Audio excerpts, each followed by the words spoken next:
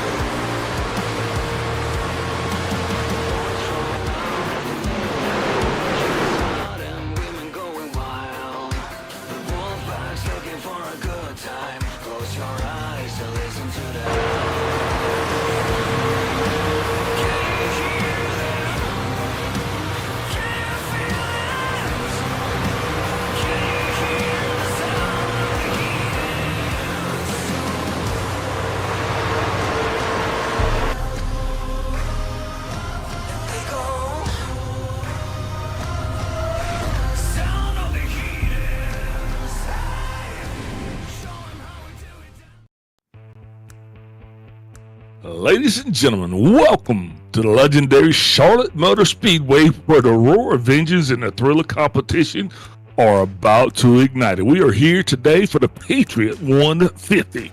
I'm joined in a booth by none other than Mr. Sean Signor. Sean, how goes it?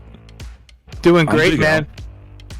Yeah, looking forward to this race. It's going to be awesome. Gen 4 cars under the lights at Charlotte. You can't get much better than that. Absolutely, and thank you to the Spark guys for bringing us out here and actually letting us celebrate this with them. We got a very, very packed field here for you tonight, and we're definitely going to enjoy getting down to the racing. Looking forward to it. These guys going to be all over each other. These cars are tough to drive, and they're fairly new to the service, so, you know, it's a little bit of a homecoming period, home welcoming, and it's going to be fun to see how these guys handle, get the grips with the new machinery. Yeah, indeed, man, and I cannot wait because I was actually making a couple of laps around the track before the race, and these cars they do not behave. They're bad boys and girls, to say the least. So with that coupled with this, I mean, I think we have 32 cars in the field tonight. That's just going to lead to some downright exciting racing.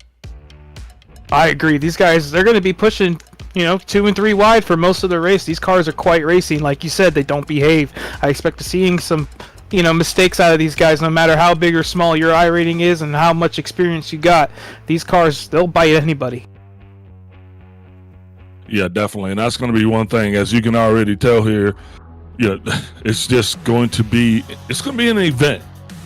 So, hey, why don't you tell us about the stories to follow? What's going on down there?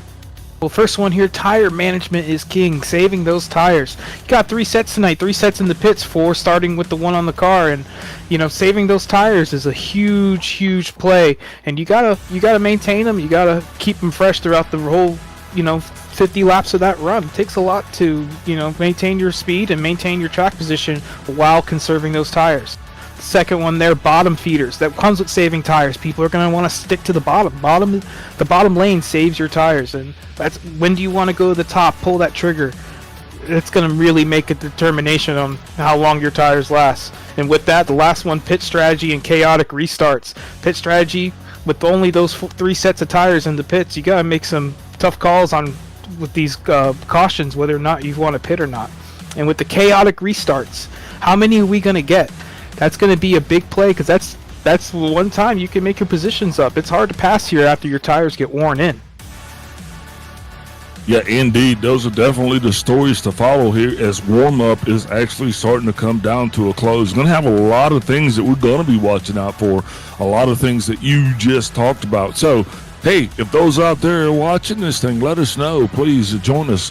Let us know who your favorite driver is, who you're predicting to win this thing. 150 laps right here at the Charlotte Motor Speedway.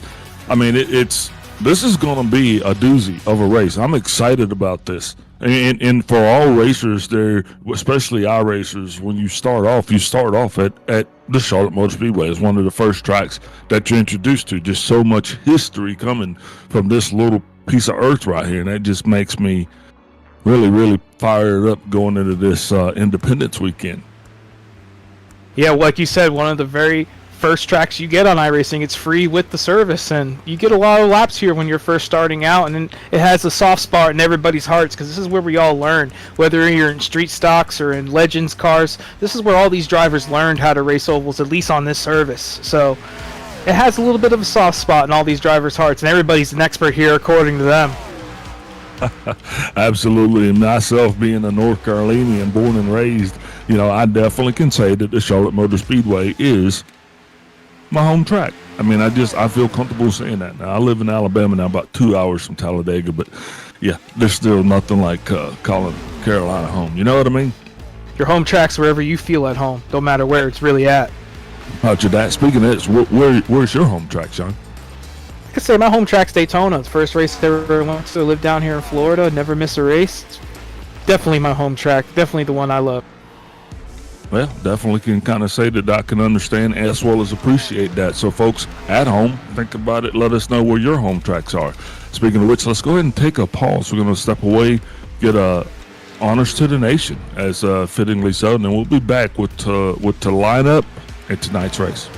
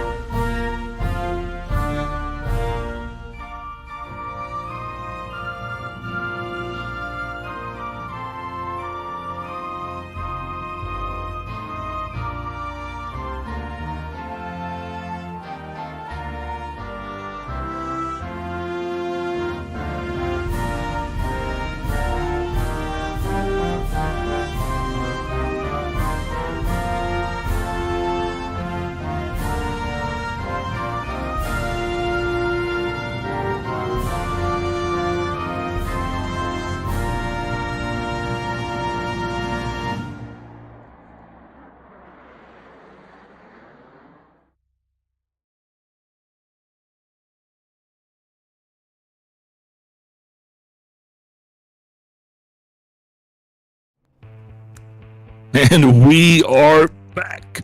What an exciting time to be alive here tonight. We're going to run through your starting lineup for the Patriot 150. Sitting on the pole, number 1, that's going to be Ryan Rose. He has Chris Smith sitting on his outside. Next, there's Levi Cox with Johnny Rapp in 4th place. 5th place shows Braxton DeWeese. 6th place, Josh Ward. In 7th, we have Joseph Stankiewicz. Beside him, there'll be Brandon Ayers. Starting off in 9th place is Benson Weaver. 10th place, Evan Pienta. In 11th place is James Danforth. 12th place, Rye Jones. 13th place is going to be Scott Thompson with Justin Wilson. Beside him in 15th, we have Scott Sobchak. 16th place is going to show Brian Bost. Then you're going to have Chris French going to be in 17th, and 18th place is going to be Max Cost. And then Robert Bost is going to be in 19th, and 20th place is going to show Jake McKee. We have Tom Lickert in 21st with Logan Treicheld in 22nd. 23rd shows Steve Vest. And rounding out the top sheet is going to be Matthew Cisna in the 24th spot. Your last little bit here, Derek Takei in the 25th spot. Ryan Andrews starting 26th. Patrick Colby in 27th. Chase Berry in 28th. Ellis Thomas in 29th. Patrick O'Toole in the 30th position. Paul Thomas in 31st. And rounding out the last entry of the field, Nathan Gentry in 32nd spot. 32 cars in the field tonight to get this party started. Cannot wait. Lights off on the pace car now. He is doing their ceremonial lap. Pace car is going to be off and away. We'll be taking a green flag momentarily. And Sean, start it off for us. Ryan Rose coming down for the green flag. Chris Smith to his outside. We are green here at Charlotte for the Patriot 150. Rose is going to lead him down into turn 1 here. Trying to maintain that position over Levi Cox. He's going to take a peek to the outside going through turns 1 and 2. But Ryan Rose is going to get a big pull off the corner here and spread his lead by a couple car lengths going down the back. Yeah, he's definitely going to be doing just that. Looks like we made it through that first lap unscathed. Now coming through 3 and 4, headed back to the line. Ryan Rose is going to be doing his thing, coming through this little lip right here. That'll be the biggest spot for trouble. Looks like everything's okay across the start-finish line. And now Ryan can actually enjoy and rest a little bit as he only has the 54 car of Levi Cox, who is running that high line. And you talked about this. You talked about the bottom feeders. Yeah, Ryan Rose taking to the bottom, and here comes Levi Cox. He's going to try to steal the bottom here as he makes a move for the lead. He used that line to get a big run down the backstretch, but we'll see if he sticks to that top line or if he goes and does the bottom feeding move like we talked about earlier. Got big whoops for the 88 coming across the start-finish line. He got a little bit topsy-turvy there, but was actually able to keep it pointed in the right direction. Heads up to all those drivers keeping their heads on the swivel. Yeah, it's James Danforth in that 88 car, kind of looking like an old Dale Jarrett paint scheme. He's got Tompkins coming to his outside. Scott Tompkins. Oh, and the 88's going to get spun out. He got hit behind by the 81 car, but he might have gotten a little bit loose before that contact into the outside wall pretty hard. We'll have to see how much damage he's got. Yeah, we were there for that. Doesn't happen very often, huh? On the scene. I think we have to go back a little bit further here, try to unpack what exactly went wrong here. I don't see any contact. I think looks like he hit the apron. Got a little loose. Looks like he might have clipped that apron there and had to get out of the gas as that 81 car was trying to tuck in behind him. Pretty incidental there by that 81 car as you see him get the apron right there. That's going to make you get out of the gas and act like you're almost coming to a stop in the center of the corner. He's not expecting that behind him. So absolutely. The blue line here at this Charlotte Motor Speedway, that is not your friend. You know, that line right there. Some cars that can actually, you feel like you're getting a little bit of a boost where it's kind of catapulting you forward, but some cars, it just makes the car feel like it's on tequila. I mean, that's the only way I can actually say it, and I think he understands what I'm saying. Yeah, you don't want to hit that apron, especially in that point in the corner, and I don't think that 81 car is expecting that. And I'd call that pretty incidental, a racing deal. If anything, it's on the 88 car, not much on the 81 where he can go. Yeah, just unfortunate, but, you know, that's just going to go. We're 5 laps into this thing, 5 laps of 150. We kind of watching it. We really did kind of have our legs underneath us. I thought we were going to actually be able to stand up and have a fighting chance. But, hey, I think it's going to work itself out. Yeah, 81 car seems like he doesn't have much damage from that, which is pretty lucky of him. It looks like he might have gotten into that 88 car pretty hard, but it seems like he got away pretty clean. Yeah, absolutely. Saw Rye Jones, Rye Jones there getting the lucky dog, yeah. Yep, that's exactly it.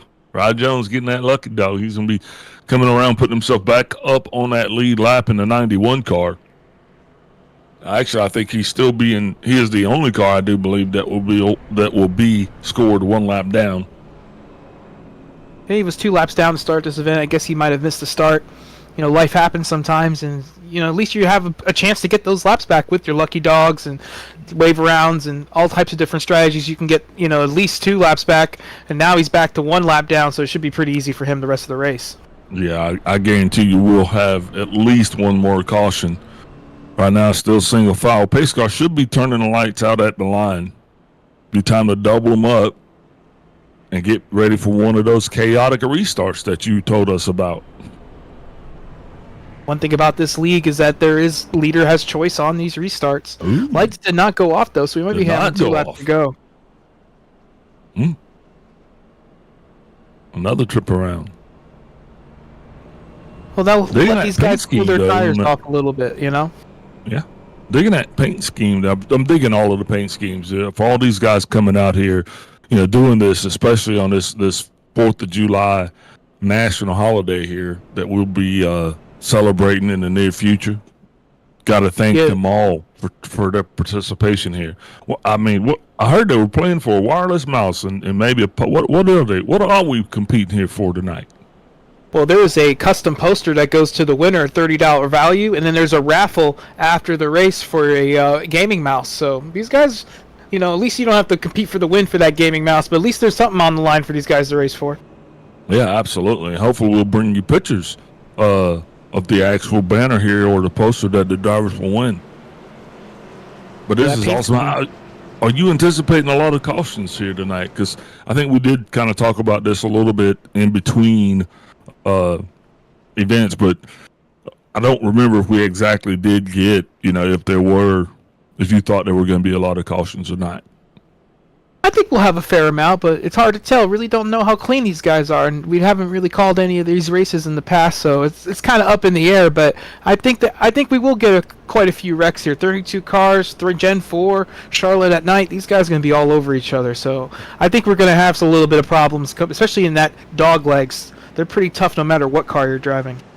Yeah, lights off on the pace car. We'll double up. And ladies and gentlemen, please understand that Sean and I are new to this. We're not new to this, but this is our first time actually calling this league. So we're excited to see how this thing is going to turn out as well. And the best I can do is just call it like we see it. And that's exactly what we're going to do. And we're going to have some fun with it. Yeah, Levi Cox coming around for the restart. It's going to be lap 7 going into lap 8. He's rocking that 2003 Jimmy Johnson Power Pride scheme. Jimmy famously won the All-Star race and the 600 in a range-shortened race. But in that paint scheme, it's got a lot of good history here. So anybody driving that car has got to feel a little bit extra confidence in it. Just like that 28 car behind them. They're both very, very successful here at Charlotte in real life.